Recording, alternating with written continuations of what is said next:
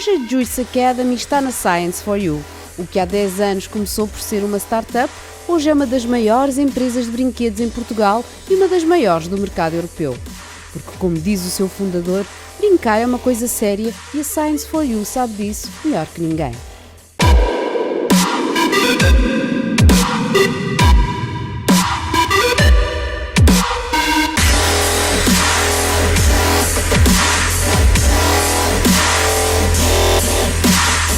Miguel, bem-vindo à Juice Academy, de onde juntos, unidos, iremos criar empreendedoras. Para começar, queres-nos dizer quem é o Miguel Pina Martins? Bem, o Miguel Pina Martins. O Miguel Pina Martins tem 34 anos, é pai e 3 filhos, casado, CEO e fundador da Science for You, onde passo a maior parte do meu tempo acordado e onde tem sido realmente uma parte muito, muito grande, 100% do meu foco, para ser real, em nível profissional. Nos últimos 11 anos. Para além disso, o Miguel é formado em gestão e finanças e tem um gosto muito grande pelo empreendedorismo e pela liderança e por tudo aquilo que envolve nesse ponto. Acho que, tentando resumir o Miguel, acho que é um bocadinho isto. Que bom. E o Miguel brincava muito em criança? Brincava, por acaso brincava e brincava até muito tarde. Acho que houve uma altura que a minha mãe até ficava preocupada porque levava tempo os bonecos para todo o lado. Mas pronto, depois acho que não correu mal. Qual era o boneco favorito? Era um Action Man, aquele que eu me lembro mais assim, era um Action Man, não era aquele que levava para todo o lado, dormia comigo, etc. E que foi até relativamente... O Miguel gosta de ação? Gosto muito de ação, sem dúvida nenhuma. Acho que a vida é uma chatice sem ação, não é? Para quem não sabe, quer-nos contar como é que tudo isto começou? Aqui, tudo que temos aqui à nossa volta, parece que foi um projeto que não era para ser, não é? Não era nada para ser, pelo contrário. Foi um projeto que, às vezes costuma-se dizer que pau que nasce torto, tarde ou nunca se endireita. E pelo menos nós já vamos direitos há 11 anos, o que já não é mau. Mas começa então há 12 anos atrás, ou seja, porque começa no meu projeto final de curso, faz agora mais ou menos 12 anos, que foi literalmente rifada a Science for You. Na altura estava a estudar no ISCTE, e o ISCTE tinha uma parceria com a Faculdade de Ciências, em que na prática a Faculdade de Ciências dava as ideias, e o ISCTE, enquanto escola de gestão, montava os planos de negócio. E, na altura, o regente da cadeira era o professor Paulo Esperança, que tinha um método extremamente inovador de distribuir as ideias, que basicamente passava por um chapéu, rifava, ou seja, dobrava as ideias todas de tipo rifa, punha lá tudo para dentro e depois distribuía irmamente pelos grupos de projeto que existiam. E, na altura, eu tive a sorte de tirar, então, o meu Lucky Strike, que dizia Kits de Física. Que na altura pareceu um grande azar. Kits de Física, era o nome que estava, o nomezinho do projeto inicial era Kits de Física, que na altura parecia que seria um grande azar, porque olhávamos à nossa volta e víamos que os nossos colegas da frente estavam com um caminhão de lixo que tinha um sistema de consumir o lixo para que ele tivesse que fazer menos viagens, tivesse que reduzir cerca de 33% das viagens de regresso ao aterro, ao sítio onde tinham que depositar o lixo. Os outros de trás tinham uma alga microbiológica que se colocava nos campos de golfe, de forma a que os campos necessitassem de menos de 30% de consumo de água comparativamente com um campo de golfe normal, ou seja, algo muito interessante no que tocava à poupança de água. E nós tínhamos os kits de física, não é? Material de laboratório para vender em escolas e universidades. E olhámos e não ficámos propriamente entusiasmados, então, muito pelo contrário, fomos então falar com o professor e dissemos, professor, nós não queremos fazer isto.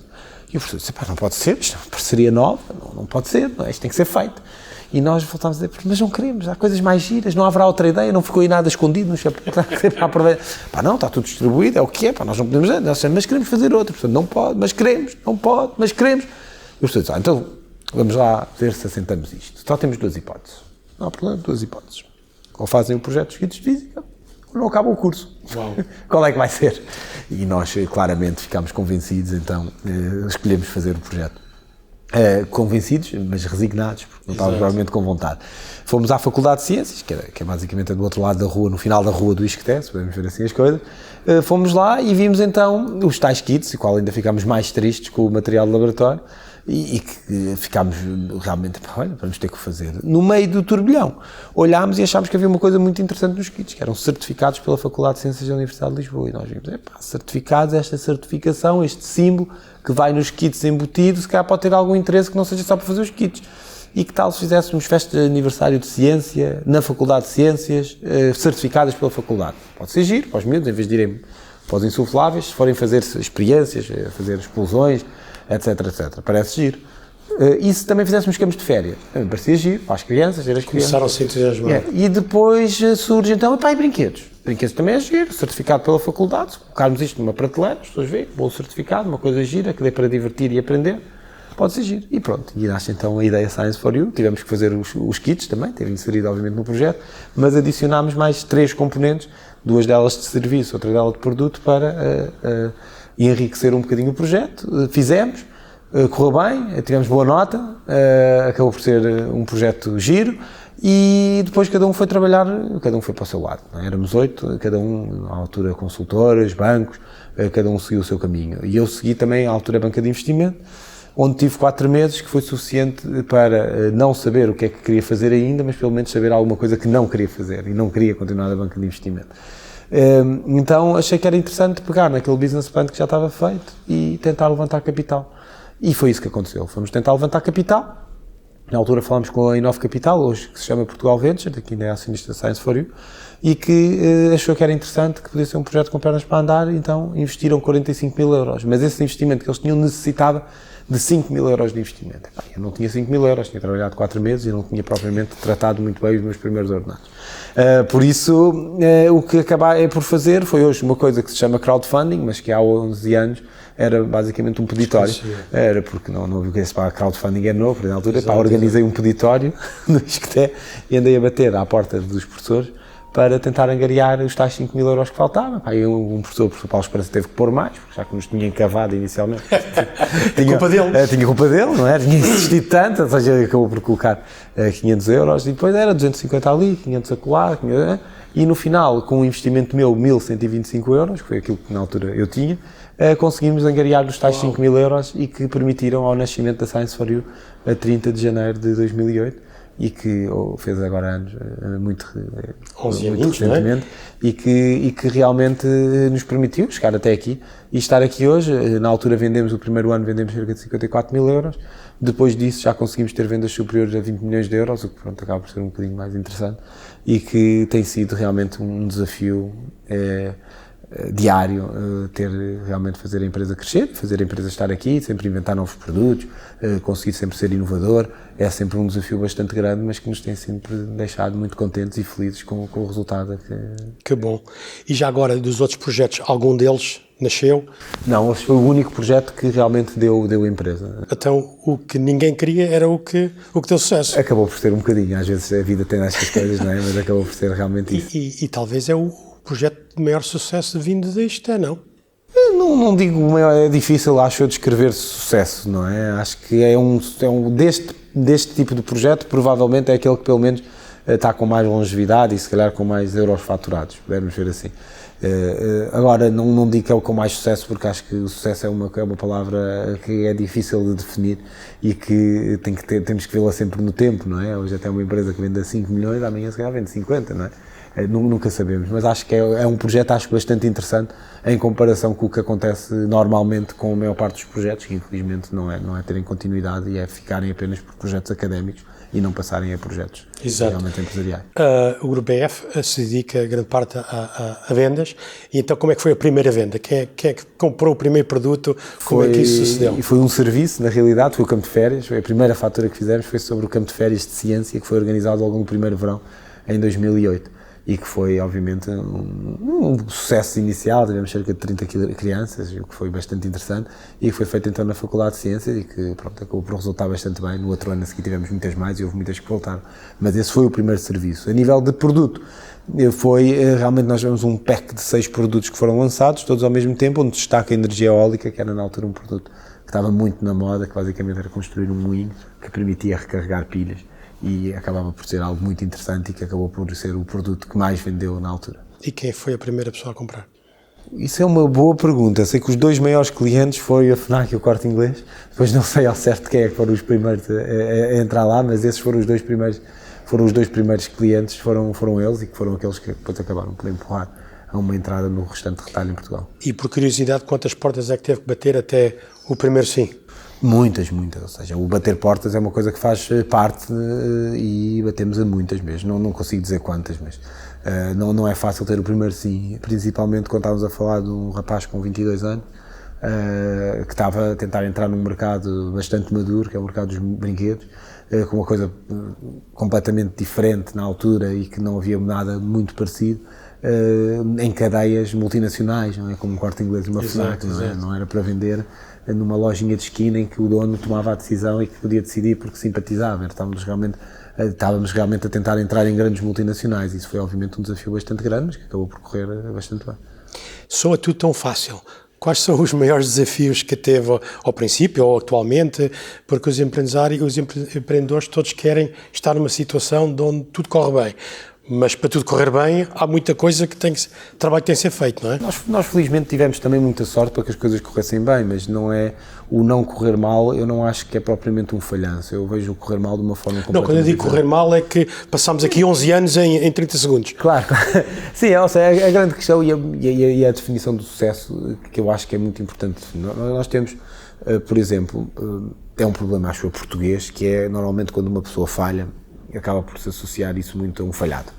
Quando uma empresa falha, a pessoa que lá está acaba por ser um falhado. E eu sempre discordei disto, acho pelo contrário, acho que o falhar é uma parte muito importante do processo do sucesso para se conseguir aprender. E obviamente nós tivemos muitos falhanços nestes 11 anos de vida, não é? Às vezes uns mais caros, outros mais baratos, e felizmente até agora os sucessos foram sempre superiores e que permitem que a empresa aqui esteja. Mas o processo de falhar é muito relevante mesmo nas organizações, porque dá para ter uma aprendizagem muito grande que muitas vezes até não se consegue ter com o sucesso. E por isso, obviamente, nós tentamos resumir aqui em 11 anos um sucesso em 30 segundos, não é? Mas que tem, obviamente, muitos falhantes pelo caminho e que é muito importante, eu pelo menos tento passar sempre essa mensagem às pessoas, que é muito importante falhar, falhar depressa. Epá, falhou, correu mal, acabou, está feito, vou seguir para a próxima. E tirar aprendizagens sobre isso. Faz parte da vida e mesmo que as pessoas às vezes não consigam à primeira nem à segunda, há, por exemplo, muitos fundos nos Estados Unidos que só investem em empreendedores que já tenham falhado pelo menos uma vez.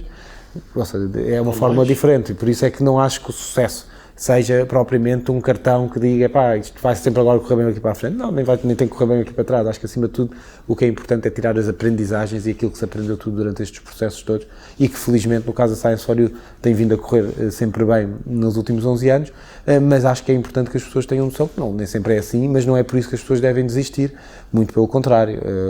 Quando se tenta a primeira vez, vai valer a segunda porque já se tem uma aprendizagem muito grande para realmente não cometer os mesmos erros da segunda vez. Exatamente. Em várias entrevistas tenho ouvido muito o Miguel falar de arriscar vale a pena. Porquê é que a juventude deve arriscar?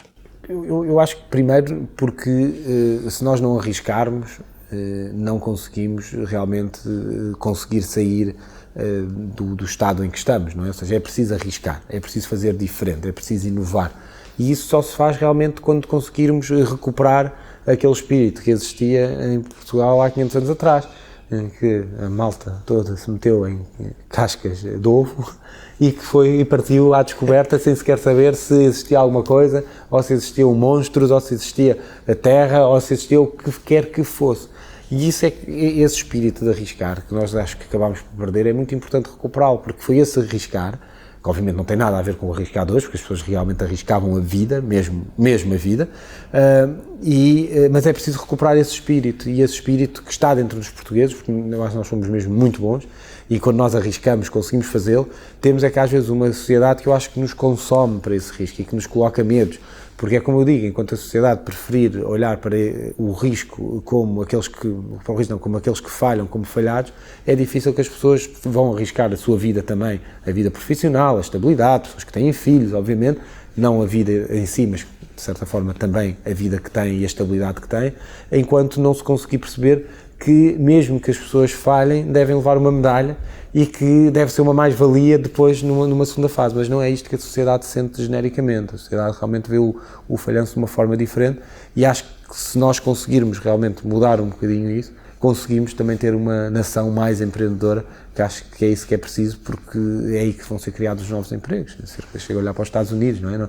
Não é o Walmart nem a Target que cria os empregos hoje em dia, quem cria é o Uber, é a Tesla, é o Google, é o Facebook, todas as empresas de cariz empreendedor e que nasceram há um tempo relativamente limitado, mas que acima de tudo permite perceber de onde é que é feita a inovação e onde é que realmente são criados os empregos. E é isso que nós precisamos. Nós precisamos de uma Tesla portuguesa, precisamos de uma Uber portuguesa, precisamos destas empresas para conseguirmos realmente continuar a criar empregos, apesar de já termos alguns unicórnios, acho que precisamos de muito mais unicórnios para conseguirmos realmente ser uma chamada nação empreendedora. E então o Miguel, pronto, anda nisto há 11 anos, tem a Science for You, e sente que o tecido empresarial está a mudar nos últimos 11 anos? Hoje em dia? Acho que sim. Hoje em dia a palavra empreendedorismo é uma palavra. Há 11 anos atrás nem sabíamos o que era isto do empreendedor, não é? Isto do crowdfunding, do levantar capital. Isto não eram sequer palavras, nem ninguém percebia muito bem como é que isto acontecia de forma genérica. Obviamente que hoje em dia temos uma série de instrumentos que nos ajudam e que ajudam os empreendedores, as incubadoras, mesmo a nível de apoios. Há um foco muito grande em tentar transformar um bocadinho o tecido empresarial e tentar realmente chamar os jovens para poderem investir também e poderem arriscar. E obviamente que estamos numa situação, no meu entender, muito mais favorável do que aquela que existe há 11 anos. Não é só em Portugal, é pelo mundo inteiro. Ora, acho que ainda há muito caminho para fazer, acho que ainda há muito caminho para trilhar, porque ainda há muitas oportunidades que devem ser encaradas e que precisamos realmente de dar ferramentas aos jovens e aos menos jovens para poderem arriscar de forma tranquila, arriscar na mesma, mas de forma tranquila, sabendo que depois há saídas, porque se não conseguimos enquadrar isso dessa forma, muito dificilmente pomos as pessoas a arriscar. A mim dá-me a sensação que o estrangeiro dá mais valor ao português do que o português dá a si mesmo. Eu acho que sim também, ou seja, nós às vezes... Temos que aprender a valorizar-nos, não é? Acho que tem muito a ver também com os nossos hábitos, não é? Em Portugal vende mais as notícias más do que as notícias boas. Não é só em Portugal. Sim. Mas... mas acho que pelo menos, obviamente, da realidade que conheço, percebemos que é isso que vende mais, mesmo a nível de cliques, mesmo a nível dos jornais que vendem mais, são realmente jornais mais focados nas coisas negativas, nos escândalos, assim dizendo, do que propriamente nas coisas positivas. Isso também diz um bocadinho daquilo que as pessoas procuram. E por isso é muito mais normal também, depois numa sociedade que está muito mais apontada neste sentido, de quando as pessoas falham, serem encontrados como falhados. E acho que é muito por aí. Como é que se muda isto? É muito difícil, não é? Isto é totalmente cultural, não é? E as culturas não se mudam assim do dia para a noite, não é? Por isso acho que é algo que vai levar tempo até as pessoas conseguirem realmente perceber que as saídas da crise fazem-se a partir do empreendedorismo. Ponto final. Não há dúvidas absolutamente nenhumas. Os empregos dos Estados Unidos, que acho que a nação mais empreendedora do mundo, são criados pelas novas empresas. Ponto. Não é pelas empresas que já lá estão de antigamente. Nós vimos todas as empresas mais valiosas dos Estados Unidos e neste momento o número 1 é a Amazon. Quanto tempo é que nasceu a Amazon? Uma empresa totalmente digital, não é? Totalmente do novo mundo, totalmente criada há muito pouco tempo. Vemos depois a Apple, que obviamente também há menos tempo do que aquelas mais tradicionais, mas também uma empresa relativamente inovadora. Vemos o Facebook, vemos o Google, tudo empresas relativamente recentes, e é isso que é preciso. Estas são as empresas que valem mais e é isso que não acontece na Europa. As empresas que valem mais na Europa ainda são as chamadas empresas do antigamente. E por isso é que, no meu entender, enquanto não conseguimos fazer esta substituição europeia de novas empresas por sangue novo, sangue inovador, realmente coisas que sejam diferentes, acho que muito dificilmente vamos conseguir ver a Europa a crescer outra vez a 4, 5%, que acho que é isso, que é necessário, e acima de tudo com crescimentos que não sejam alicerçados em dívida, mas que sejam alicerçados realmente em crescimento. Muito bem, falando um pouquinho com o staff do Miguel, dizem-me que é uma pessoa humilde, trabalhadora, sempre positivo e amigo do amigo. Isso vem de onde? Isso nasce connosco, vem da família, os exemplos? Como é que esse positivismo entra no Miguel? Eu acho que a liderança se faz sempre pelo exemplo, por isso acho que isto tudo obviamente tem que vir de algum lado, vem de trás, não é? Acho que felizmente sempre tive a sorte de ter uma família que sempre me apoiou, que sempre viu as coisas do lado positivo e que sempre realmente permitiu que existisse uma educação muito cimentada nestes valores. E acho que isso obviamente vem daí. Depois tem que ser, obviamente, aperfeiçoado e melhorado, não é? O nosso dia-a-dia, e eu tento fazer isso sempre diariamente, da melhor forma que consigo. Acho que ainda tenho muito caminho para melhorar, muito mesmo, mas tentamos, obviamente, sempre ir melhorando dia-a-dia para conseguirmos ser o melhor possível, sabendo muitas vezes até quando fazemos mal, não é?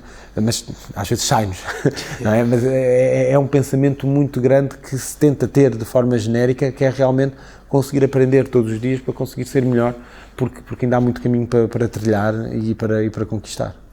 Eu acho curioso porque na nossa área há muitas pessoas que deixam o que estão a fazer para arriscar e tentar criar o seu próprio negócio. O que é que a família disse ao Miguel quando disse que ia deixar a banca e vou arriscar por um projeto escolar ou universitário? Por acaso, felizmente, sempre tive o apoio bastante grande, por uma razão também bastante simples. Eu sempre fui um bom aluno, não fui um excelente aluno, mas sempre passei todos os anos, tive notas média de 14, ou seja, coisas pelo menos que fossem boas, não é?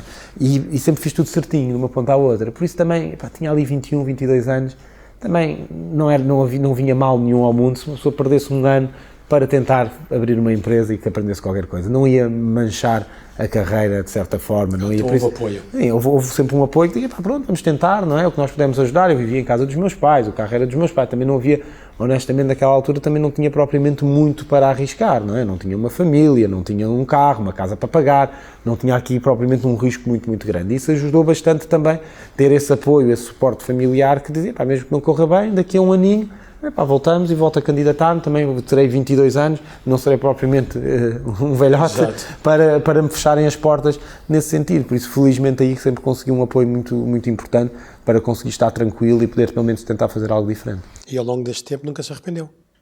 Não, ou seja, houve momentos de fraqueza, naturalmente, houve momentos em que uma pessoa pensou, e principalmente no início, que trabalhava sozinho, que passava o tempo todo enfiado no escritório, que havia dias que via a pessoa da recepção da incubadora e voltava para o escritório, ou seja, era realmente complicado, não é uma coisa fácil. Para quem se vira um jovem de 22 anos com uma situação destas acontecendo? Sim, mas acima de tudo, como estava a dizer, ou seja, não é fácil, mas acima de tudo é importante, há sempre momentos de fraqueza, é importante percebermos que eles estão lá, mas temos que pensar logo ao contrário, está bem, mas como é que superamos? Agora estou aqui e vou fazer isto funcionar porque isto tem que funcionar. Mas esse foi sempre o pensamento inerente, era obviamente, mas há sempre momentos de fraqueza, faz parte da vida e temos que também ter noção que eles vão existir. E vão existir e vão haver pensamentos que nós temos, mas que estúpida, para que é que eu fui meter nisto? Isto há tanto trabalho, isto há tanta responsabilidade, porque tem outro tipo de responsabilidades que não tem. Eu tenho uma empresa, o Jorge sabe, não é? Tem uma série de responsabilidades, uma série de famílias que obviamente estão sempre nos nossos ombros e que são muito mais do que se nós trabalharmos por conta de outra e que temos a nossa vida tranquila, chegamos às 6 ou 7 da tarde e até podemos desligar o chip, está feito, agora... Isto não acontece com um empreendedor, não é? Isto é 24 sobre 24 horas, por isso tem vantagens, mas também tem desvantagens, sem dúvida nenhuma. Já falámos de algumas, mas quais as características que o Miguel acha que se tem que ter para ser empreendedor? Eu acho que, acima de tudo, tem que se ter muita resiliência, muita vontade de trabalhar, tem que se trabalhar muito, tem que haver um foco muito grande naquilo que se está a fazer. Trabalhar muito e trabalhar bem. Quando se está a trabalhar, tem que estar a trabalhar. Pode haver tempo para outras coisas, mas quando estamos. Não podemos estar a ver notícias, a divagar, e agora vou aqui a este site e vou ver o que é que se passa na blogosfera. Temos de estar focados. Focados, não é? Muito tempo e muito foco, sem dúvida nenhuma. Sem isso, mais vale, se as pessoas acharem que depois não têm foco, têm outras coisas para fazer, mais interessantes, que gostam, acho que se calhar mais vale centrar a coisa noutro ponto. Mas esses são os pontos essenciais. E depois, quando as coisas começam a crescer, obviamente, uma capacidade de liderança importante, perceber que o exemplo é muito importante, que é muito fácil cair na tentação do poder. O poder corrompe, quase, não é? É muito fácil uma pessoa ver que tem muito dinheiro na conta e o que era bom era comprar um Ferrari. Um estilo e tudo mais. É fácil, não é? Ou é andar aqui Ferrari se calhar pode ser um exagero, mas comprar o carro topo de gama que saiu, é muito fácil isso acontecer porque a sociedade está toda, é uma sociedade extremamente consumista e que parte muito por aí, mas é muito mais importante dar o exemplo.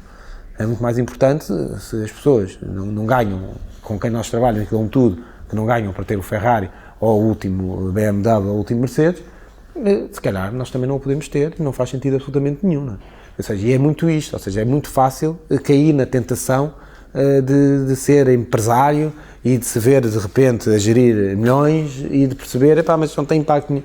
É muito, muito fácil e é muito importante as pessoas terem os pés assentes na terra e perceber que o exemplo é sempre a melhor forma de liderar, seja quem for. Não é? Nós não podemos achar que o patrão entra às 10 da manhã e sai às 5 da tarde e ainda vai, há dias que está bom tempo, ainda vai fazer um bocadinho de surf, sai um bocadinho mais de terceiro. Não funciona, não é? E é muito fácil às vezes cair-se nestas tentações porque não temos que prestar contas a ninguém, de certa forma, não é? Ninguém controla o meu horário e isso é muito importante as pessoas estarem focadas e perceberem que isso não vai acontecer.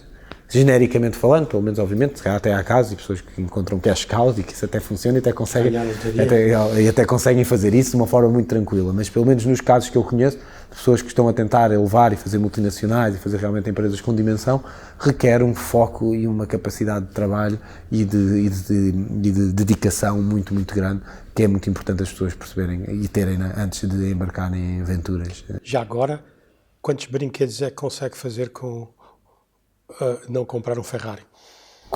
Para não comprar um Ferrari? Para comprar quantas caixinhas? Para comprar quantas caixinhas? Ou seja, nós, se vendermos 20 milhões de euros, estamos a falar de cerca de 4 milhões de brinquedos vendidos, genericamente falando. Por isso, ainda dava para comprar alguns Ferraris, mas felizmente nunca compraram nem de perto nem de longe. E já agora, isso, que percentagem é o mercado interno? O mercado interno, estamos a falar de cerca de 30%. 30%. Eu também sinto muitas vezes que os empresários ainda pensam muito só em Portugal. Estamos em Europa, temos tudo aqui à volta. A maioria das vendas da Science for You é dentro da Europa ou também Europa. Também temos além, também temos Estados Unidos, Canadá também. São dois mercados que também são relativamente grandes para nós, mas o foco está na Europa. Está porque a vantagem competitiva de ter a fábrica na Europa vem muito daí, porque a maior parte dos brinquedos são produzidos na China, cerca de 80% dos brinquedos são todos produzidos na China, o que lhes dá sempre um transit time de 60 dias. Poder ter um transit time para a Europa toda de cerca de 3 dias é uma vantagem competitiva muito grande numa indústria que é muito movida por tendências e muito movida por modas. Por isso, quanto mais depressa conseguimos entregar, mais depressa conseguimos garantir que estamos lá quando a moda acontecer. E no seu entender, como é que se prepara o futuro? O futuro prepara-se ontem, genericamente, não é? Acho que Prepara-se no passado. E constantemente, não é? Nós temos que pensar, ter capacidade e tempo para pensar a longo prazo. Muito, não é? Principalmente acho que o líder tem que ter muito esse foco. Não é no hoje, é no amanhã. E o amanhã não é amanhã, obviamente, é daqui a um ano. Temos que estar muito focados em pensar o que é que vai acontecer daqui a um ano. E estar sempre a pensar o que é que vai mudar, sempre desafiar a empresa. Eu tenho que quase todos os dias dizer para mim próprio, os nossos produtos não valem nada. Como é que vamos fazer um que seja excelente? Que é para conseguirmos desafiar-nos a nós próprios, a empresa a desafiar-se ela própria. Essa inovação já está ok, funcionou, mas agora precisamos da seguinte, e a seguinte, e a seguinte. Não podemos encostar-nos à sombra da bananeira, porque é algo que acontece também e que é fácil cair nessa tentação. Tivemos um ano espetacular, isto vende imenso, toda a gente adora. Tudo bem. Mas o próximo ano pode ser diferente, não é? E por isso temos que estar sempre a tentar pensar o que é que vai ser daqui a um ano, 2 anos, o que é que vai fazer realmente a Science for You continuar a crescer e continuar... Faz-se testes para saber qual é o produto que vai sair melhor? Sim, obviamente. Nós temos testes com as crianças dos campos de férias e das festas de aniversário. Felizmente temos esse acesso. E vê-se a sensação. E temos depois também o acesso às nossas lojas próprias, que também permitem perceber rapidamente se os brinquedos vendem ou se não vendem, de acordo com a exposição que lhe dá. E leva surpresas agradáveis às vezes? Sim, e desagradáveis também. Isso tudo. Desagradáveis há sempre. É isso, sim, é agradável. Não fazia ideia que isto ia vender tanto, depois acaba por vender. Existe uma fórmula para esse sucesso ou é trial and error? São muitas, não é? É tentar, arriscar, fazer, focar, trabalhar, é um bocadinho isso. No final do dia, isso tudo junto, dá aí um bom cocktail e acima de tudo, o que eu deixo às pessoas é realmente, tentem, porque é um processo de aprendizagem muito, muito, muito, muito bom. Que nunca termina, não é? Que nunca termina, mas só o facto de tentar, só o facto de uma pessoa tentar abrir uma empresa, passar por isso tudo, todos os desafios, acho que são realmente pontos muito importantes. Dá a sensação que o Miguel gosta mais do jogo do que do resultado. Eu gosto. É os dois, não é? Às vezes the chase is better than the catch, não é? Mas é os dois, não é? Uma pessoa tem que ter o resultado para poder continuar a jogar, por isso. Um não leva ao outro, mas também tem que jogar para poder ter resultado. Exato. Por isso Quanto mais joga, melhor resultado tem. Em teoria é assim, não é? Quantos mais chutes à baliza fazemos, mais golos marcamos, não é? Se nós fizermos poucos, em princípio vamos marcar poucos, ou não sei o que. Tenho muita pontaria. O Ronaldo é o pior... falha mais, não é? Também é o que chuta mais, não é? Acho que é um bocadinho por aí. Gosto muito de perguntar esta pergunta: qual é a diferença entre o empresário e o empreendedor, para o Miguel? Eu acho que cada vez mais se misturam, não é? Eu acho que o empresário é uma palavra relativamente antiga e que acho que traz, pelo menos em Portugal, infelizmente, acho que traz mais recordações. acho que não é uma palavra querida, não é? O patrão, chamar o patrão não é uma coisa positiva, acho eu. Eu não vejo assim, pelo menos.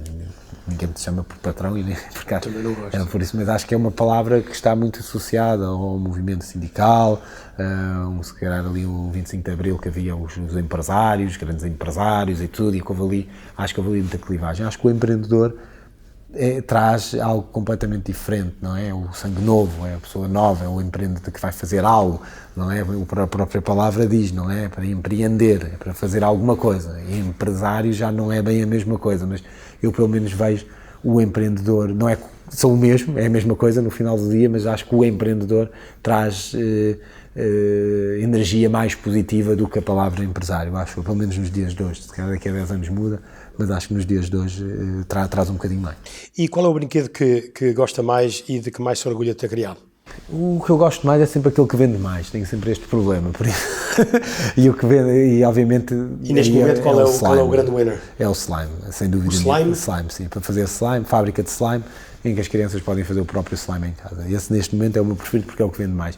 Depois aquilo que eu tenho um afeto um bocadinho maior, acaba por ser muito aqueles primeiros que acabaram, nomeadamente a energia eólica, porque foi o primeiro e foi aquele que realmente funcionou, que era importante não falhar naquela altura, não é? Porque aquilo tinha mesmo que funcionar para conseguirmos ter resultado, para continuar a crescer e para a empresa poder continuar, e por isso fica sempre a energia eólica fica sempre com aquele saudoso. E pode vir algum destes brinquedos de ciência virar empresa? Eu acho que os brinquedos em si não, mas acho que as crianças com que brincam com eles, espero bem que sim, e que ajudem a inspirá-las realmente a poder fazerem um dia a sua própria empresa e a serem também empreendedores. Inovar é cada vez mais uma questão de sobrevivência. É, sem dúvida nenhuma. Neste mundo digital, eu vejo da minha neta, telefone para aqui, etc., também deve, se calhar que os meus filhos deixam, não é? Ainda não dei, mas são novinhos, eu só tenho 3 anos e 7 meses. E então, como é que se vê este futuro para o brinquedo? O futuro do brinquedo no digital, nós acreditamos que seja muito pela forma como as pessoas o compram, acima de tudo. Acreditamos que o e-commerce é o caminho da venda digital e onde o brinquedo se vai vender mais agora nos próximos tempos. E por isso acreditamos que é muito por aí. Eu acredito plenamente que o brinquedo em si vai continuar e quanto mais as crianças estão agarradas aos ecrãs, mais os pais vão fazer uma pressão para que saiam desses ecrãs. E a melhor forma é realmente comprar brinquedos ditos tradicionais, mas que acima de tudo permitam às crianças aprenderem quando brincam, para continuarem com o grau de competitividade, porque já se está mais que provado que os ecrãs não trazem grande aprendizagem às crianças e por isso vão tentar substituir isso com produtos que realmente sejam competitivos nos dias de hoje e acho que o nosso brinquedo encaixa perfeitamente nesse tipo de brinquedo que é procurado pelas crianças. Então, para os pais que estão a ouvir que já esse passo já foi eliminado e estão muito agarrados ao ecrã, como é que se volta atrás? Obviamente as crianças vão continuar a ficar contentes quando se oferece um produto, pelo menos é sempre uma festa, não é? Uma prenda, seja por tirar uma boa nota, seja pelo que for, e é conseguir acima de tudo fazer com elas. Porque esse é que é o grande desafio também deste brinquedo, não é? Não é só ligar a televisão ou ligar o tablet e deixá-la, é conseguir dizer, olha, hoje é sábado de manhã e eu comprei uma fábrica de slime e nós vamos fazer os dois o slime. Vamos ver como é que ele funciona, fazer a receitazinha, vamos fazer os dois o slime. E é isso que é muito importante também neste produto. É um produto que permite muito uma convivência entre pais e filhos, ou avós e netos, ou tios e sobrinhos. E isso é um bocado a magia da Science for You também. Não é só o aprender enquanto brincam, é aprender enquanto brincam em família e permitir realmente que haja realmente aqui um acompanhamento que seja completamente diferente daquilo que é feito com os ecrãs, que são normalmente coisas extremamente individualizadas e que as crianças estão sem interação social. Então, basicamente, temos de dizer aos pais, se não querem que os filhos estejam tão atados, prendidos ao ecrã, que não sejam preguiçosos e brinquem com eles, não é? É isso mesmo, é isso mesmo. Esse é o espírito. E cada vez mais os pais percebem a importância que é passar tempo de qualidade com as crianças. Tempo de qualidade não é estarem todos a ver televisão. Tempo de qualidade é realmente conseguirem estar ativamente a socializar e a aprender e a descobrir coisas novas, que é um bocadinho aquilo que os nossos filhos fazem. E hoje vende-se mais online ou offline? Vende-se mais offline ainda. Por exemplo, nos Estados Unidos, apenas, o que é muito, mas 10% das vendas são feitas online, de tudo, genericamente. Apenas, mas continua a ser muito, comparativamente. Em geral? Em geral, em tudo, inclusive casas, carros, tudo. 10%. 10% já é online. O que é muito, estamos a falar de tudo. No mercado do brinquedo, não em Portugal, porque Portugal ainda não é um mercado muito desenvolvido no que toca ao e-commerce, mas em países como o Reino Unido já estamos a falar de taxas de penetração de 30% a 40%, ou seja, já estamos a chegar muito perto dos 50%, mas o high street, ou seja, o retalho direto ainda continua a levar a grande fatia de leão em Portugal e no mundo ainda é por aí, mas penso que vai acabar rapidamente. E, por exemplo, o Toys R Us desapareceu. Não, a Toys R Us existe, foi comprada, desapareceu nos Estados Unidos e no Reino Unido e na Austrália, mas foi comprada em Portugal e em Espanha, até por um grupo português que comprou e que agora também já comprou mais uma cadeia de lojas, mas passou por um processo nos Estados Unidos de falência, mas que felizmente em Portugal e Espanha foi comprada e bem comprada, e acho que tem um projeto muito interessante para revitalizar e para refazer a marca Toys R Us. Até os europeus ainda brincamos mais.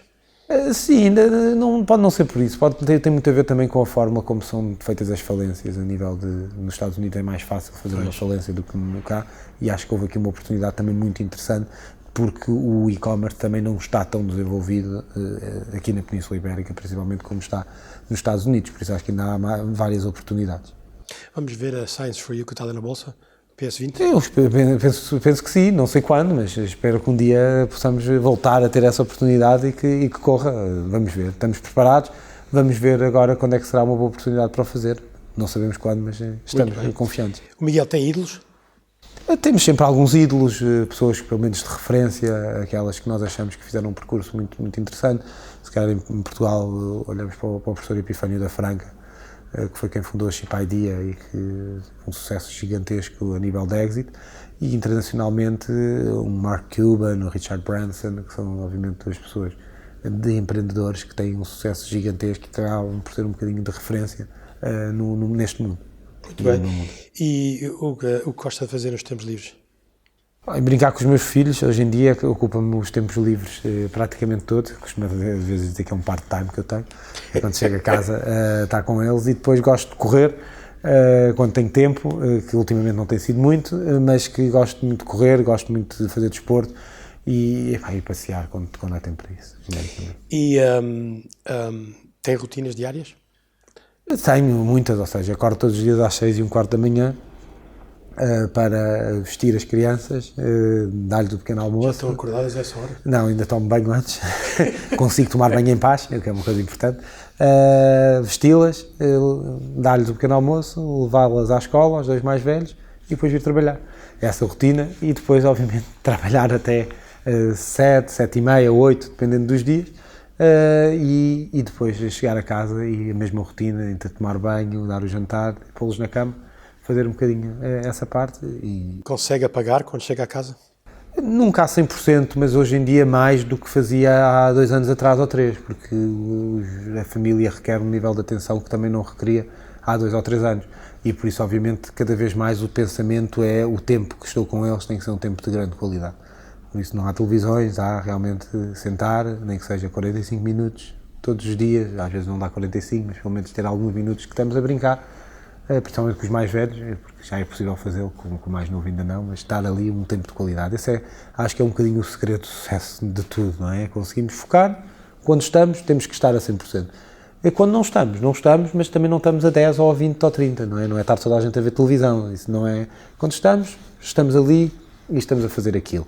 Depois, assim que desligamos, 9:15, já está tudo a dormir e podemos voltar a trabalhar e focar outra vez. E 9:15 voltamos ao telefone? E voltamos ao telefone e ao computador e estamos ali mais um bocadinho, pelo menos para tentar arranjar o dia seguinte para quando chegar no dia. E acha que essa tecnologia hoje ajuda-nos mais ou prejudica?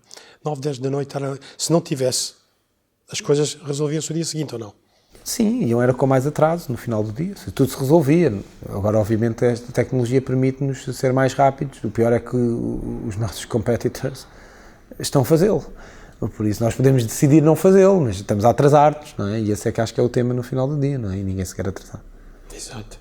Imagina que consegue entrar na máquina do tempo, o que diria ao Miguel com 18 anos e o que diria ao Miguel com 80? Com 18 anos levava-lhe a chave do Euromilhões assim repetida até uns... para facilitar a grande... Sim, mas ela provavelmente mudava, não é? Não, mas dizia obviamente falava-lhe um bocadinho daquilo que erramos e como errei e aquilo que fiz mal e para onde é que deveria ser o caminho e aquilo que poderia ser para antecipar alguns desafios que já tivemos na vida de forma genérica e aquilo que fizemos mal e tentar não repetir. Ao Miguel de 80, eu perguntei, lá é um caderninho, não é? Para fazer as mesmas perguntas e saber o que é que podia antecipar. Era mais do que isso, não é? Mas não sei. Para os lares? Olha, se calhar aos 80, se calhar qualquer coisa desse género, quem sabe, mas acho que era um bocadinho isso, não é? Era mais perguntar do que propriamente a dizer seja o que for, não é? Ele saberia, acho eu, mais do que eu hoje aos 33. Sem dúvida, 34. sem dúvida. E se tivesse que ver um cartaz com uma palavra, com uma frase para espalhar pelo mundo inteiro, qual seria e onde é que o colocaria? Eu gosto muito de uma frase do Walt Disney que é "If you can dream it, you can do it". E é uma frase, obviamente, é só uma frase, não é mais do que isso, mas acho que é um bocadinho dar às pessoas o que é possível, não é? Acreditem, façam, tentem, foquem-se, deem tudo porque é possível. E esse é um bocadinho como eu tento ver o mundo, não é? E onde é que o colocaria? Eu colocaria eventualmente em vários sítios, não é? Mas em sítios em que as pessoas só posso ter um sítio. Isso é um desafio muito maior, não é? Só um sítio, havia de ser um sítio icónico onde toda a gente pudesse passar o máximo, onde houvesse mais pessoas a passar para poderem vê-lo, se calhar na Torre Eiffel, presumo que seja um dos monumentos mais visitados do mundo, onde pudesse estar e que as pessoas realmente pudessem vê-la o mais possível, de certa forma, para se poderem inspirar. A minha também é uma favorita do Walt Disney. If all our dreams can come true if we have the courage to go for it, não é? É muito similar. É muito similar.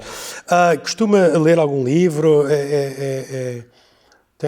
Tem hábito da leitura? Tenho. Mais artigos até específicos do que propriamente livros em si, mas agora ando a estudar muito o Enneagrama e as componentes de liderança sobre o Enneagrama. Estou agora a ler um livro até sobre isso. Estou a ler, tive a honra de poder fazer o prefácio e agora estou também a tentar aplicá-lo o máximo possível, porque acho que tem temas muito interessantes de nós nos conhecemos a nós próprios e conhecermos quem está diante de nós para conseguirmos também, de certa forma, liderar de uma forma mais positiva e entender que às vezes aquilo que nós achamos que está bem feito não quer dizer que o outro que esteja à nossa frente ache a mesma coisa.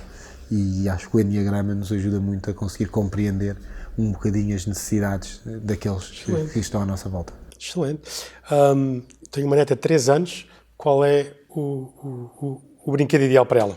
Com 3 anos, ou seja, ainda não há de ser um de ciência pura, mas temos ali algumas coisas, como o meu primeiro kit de ciências, por exemplo, em que já pode fazer com o avô e fazer as primeiras experiências. É para mais de 4, mas certamente que o avô vai ajudar e que vai sentar. Sem dúvida. E vai sentar-se e fazer algumas primeiras experiências. Olha, Miguel, muito obrigado por este tempinho. Eu é que agradeço. E de onde é que podemos ter mais informações sobre science4you.com e do Miguel? Sim, ou seja, science4you.pt para Portugal, sobre mim no LinkedIn, acho eu hoje em dia é a melhor plataforma para ver, e depois um bocadinho espalhado pela net também, se as pessoas se quiserem maçar a ver um bocadinho mais, certamente meterem o meu nome. Há várias entrevistas também disponíveis onde podem descobrir um bocadinho. Já agora pensando, se alguém tem alguma ideia, etc., podem mandar para o Miguel e dizer, olha, isto seria um... Podem, sim senhor, obviamente. Estamos sempre abertos a receber ideias. Excelente. Ótimo. Obrigado. Nada, eu é que agradeço. Obrigadíssimo. Muito obrigado. Nada, fantástico.